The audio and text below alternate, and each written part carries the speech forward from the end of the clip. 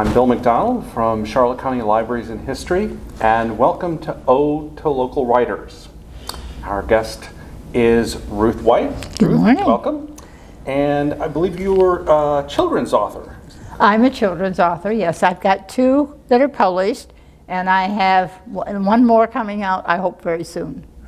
And of course, Ruth, you're going to read an excerpt. Before you do, let's talk a little bit about your background. How long have you lived in Florida?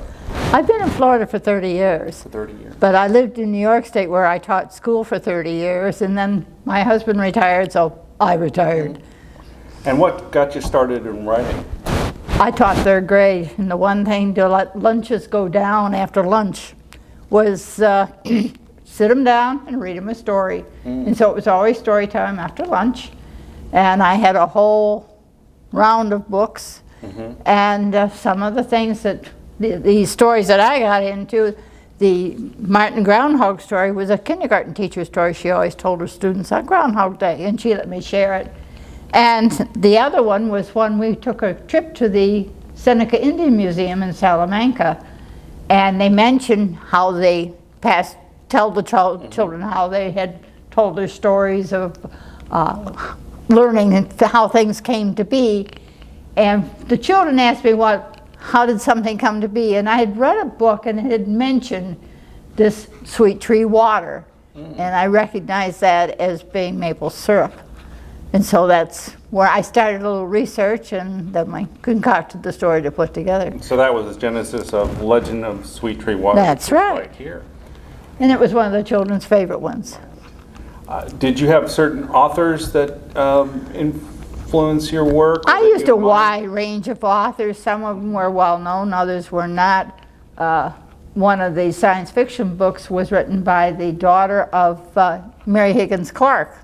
Oh, okay. And she wrote a science fiction book, and they liked that one. And they all recommended that if I read a book and they liked it, I should absolutely put it on my list of reading next year. So I had a list of probably 40 books by the end of the year that I had to read in my next class.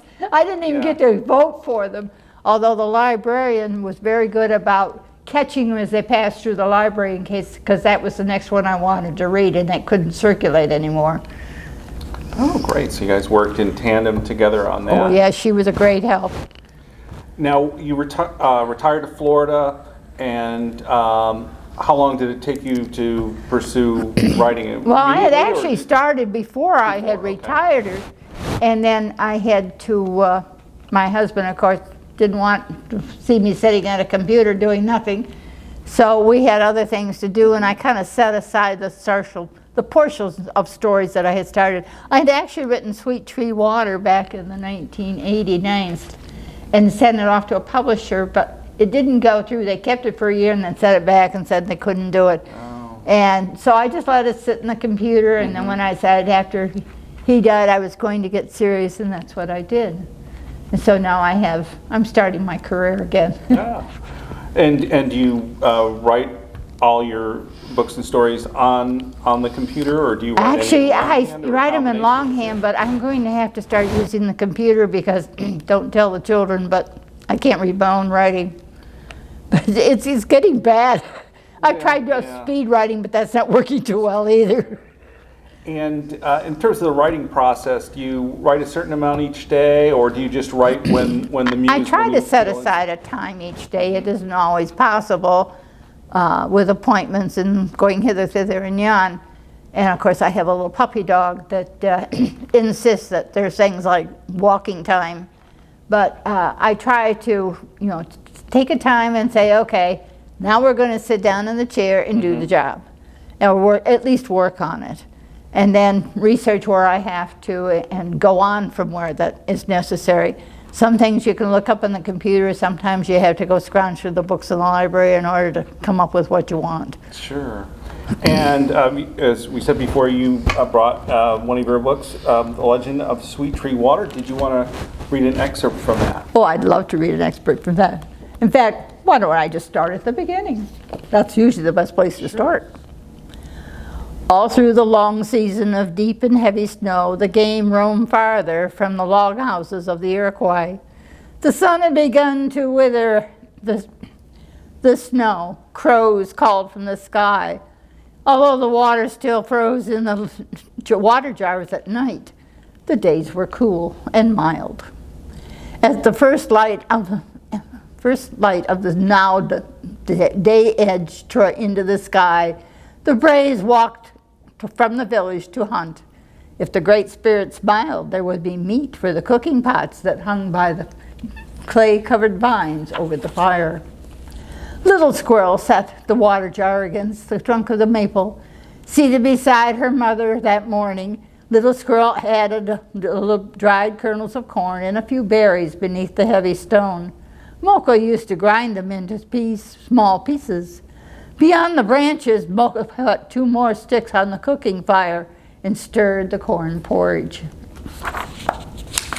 The sun had slipped behind the far hill when the shouts greeted the hunting party. Mocha and Little Squirrel looked for Wokus. He would have a squirrel or rabbit, for he was a great hunter. But his face wore no smile of a successful hunt. Wokus buried his tomahawk in the trunk of the maple. Weariness sat on his shoulder. He sat near the fire. We have walked far to find the deer, but we found no deer, he said. We have searched high for the birds, but we found no birds. We have looked deep into the river for fish, but none swam before our eyes. Tomorrow we will walk toward the setting sun in search of game. Perhaps tomorrow the Great Spirit will smile. Mocha filled the bowl with grain porridge and handed it to her husband. The Great Spirit is wise, she said. When the sun brightened the sky with the new day, Wokus and the others walked toward the resting place. Little Squirrel and Mocha pounded corn and a few dried berries. The food must be ready when the braves returned to the longhouse. Usually their boiled stews were made of dried beans, wild oats, and strips of meat that they had dried in the sun. The strips of dried meat were gone. Corn and dried berries were all that remained of the food beside that hung from the poles on the log of the longhouse. Little Squirrel walked to the tree for the water jar. Mocha placed the ground corn in the cooking pot. Little Squirrel hoped there would be enough water to begin the cooking. It was nearly empty last night when she set the jar against the tree. She had not gone to the river before the light had left the sky. Surprised, she filled her as she lifted the water pot. It was nearly full. Perhaps Wokus had brought the water, she thought, but she knew it could not be. Fetching water was the work of women and children. Braves would not take their work from them. It was much more likely her mother had filled the jar. Mocha poured some of the water into the cooking pot and stirred. Then, using 2 sticks, she lifted the round stones from the edge of the fire and threw them into the pot. The water hissed as it gathered heat from the stones. She nudged other stones closer to the glowing embers. All through the long afternoon, Mocha scooped cooking stones from the pot and dropped heated ones into it. Little Squirrel kept the cooking fire strong and reheated the stones that cooked the porridge. The sun was low in the sky when Mocha returned with the others, but his face did not wear the smile of a successful hunt. We have walked far, he said. We have looked long for the deer and the rabbit, but we have found none. We have peered high for birds, but none can be found. We have looked in the rivers, but ice covers them. Tomorrow we will walk toward the warm breeze in search of game. Maybe the Great Spirit will smile. Come, said Mocha. Warm yourself by the fire and eat. She filled the carved dish Little Squirrel held out with porridge. Mocha buried his hatchet into the trunk of the tree and seated himself by the fire. Little Squirrel handed him the bowl of porridge. When his lips closed about the spoon, he grunted. He tilted the bowl toward the light of the fire. What have you done to this? He demanded. We have followed the old ways, replied Mocha. It is the corn of the field and the berries of the bush and the water of the river. The taste is different. As the day faded, the women put away their mortars and pestles, and for the night fires everyone returned to the longhouse to sleep. Early Early the next morning, before the sun climbed higher into the sky, the Braves had to leave. Mocha and Little Squirrel pounded corns and berries. Little Squirrel went to the base of the tree for the water pot. It was very full, and some splashed over her hand as she lifted it. "The jar is too full," Mocha told her. "It is not good to waste the gift of the spirits." With her tongue, Little Squirrel brushed the pale water from her hand. In the taste, she found a whisper of sweetness that flowed in last night's gruel. "It is as Walker said," Little Squirrel had told her aunt. "The taste is different." Mocha lifted a taste on her finger. "You must show me where you got the water." "I did not go to the river," Little Squirrel whispered. "The tree filled the jar." The trunk of the tree glistened above the pot. Tears of pale water seeped from the gash made by the tomahawk. They slid along the bank and dribbled into the jar. The water of the tree had filled the clay water pot. "The Great Spirit is wise," Mocha said. She smiled as she carried the pot to the fire and stirred some into the porridge. Carefully she replaced the pot to catch more water from the tree. The Braves in the darkening sky arrived together. Walkus drove his tomahawk into the tree. Sadness touched his words. "We have walked far, yet the deer are farther. The fish continue to sleep behind their rocks. The birds are not to be seen. The Great Spirit does not smile." Silently, Mocha handed her husband a bowl of the porridge and stood before him with her head bowed. "I did not follow the old ways," she confessed. I did not go to the river for water, but used the water of the tree." She pointed to the drops of tree water that oozed from the tomahawk's cuts. Walkus tasted the porridge. He examined the tree. He tasted the porridge again. "Hiya!" he called. Come, taste this new food the Great Spirit has made known to my squaw." From the longhouses, everyone came. Eager fingers lifted a taste from the bowl he held. Of air filled with cries of pleasure as their tongues had found it. Little Squirrel led the woman to the maple tree where they had shaded their longhouses. He showed them the gash made by Walkus's tomahawk. Curious fingers traced the path of the water from the tree. Small sips from the water pot brought smiles to their faces. The Great Spirit had smiled.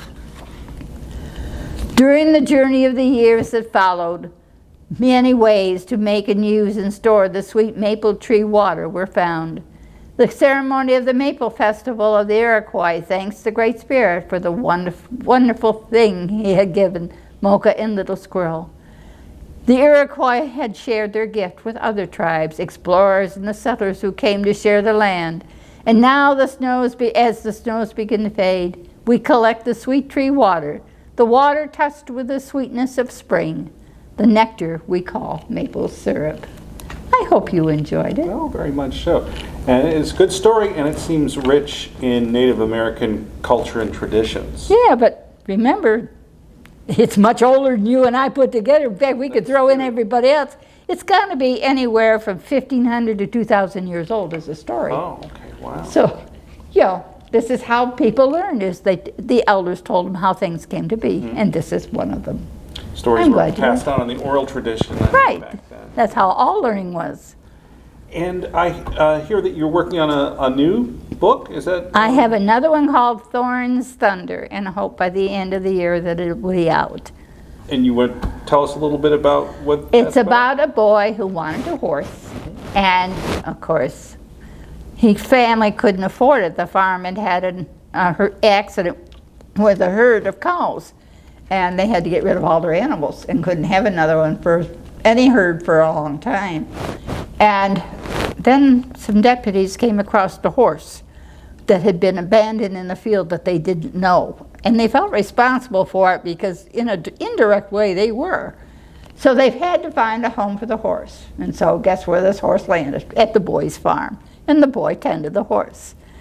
And he wanted it so bad, but everyone pitched in, lent a hand, and slowly the horse came by, and with his riding friends, He got himself a horse, and he was finally, by helping the deputy solve a theft problem, they were able to keep it. And that's coming out, I hope, by the end of the year. Oh, well, certainly good luck on that. Sounds a very interesting story. This has been Ode to Local Writers, and our guest has been Ruth White. Thank you for having me. Thank you for coming, and we look forward to your new book as well as the books that you have here. Thank you so much. Happy reading, everyone. And Ruth, where can we find your books? Well, I have copies in all the local libraries. Oh, great. And also, you can get them on Amazon or Books A Million. Terrific. Well, we'll Yeah. look for them. I hope you will. And I hope you will enjoy them.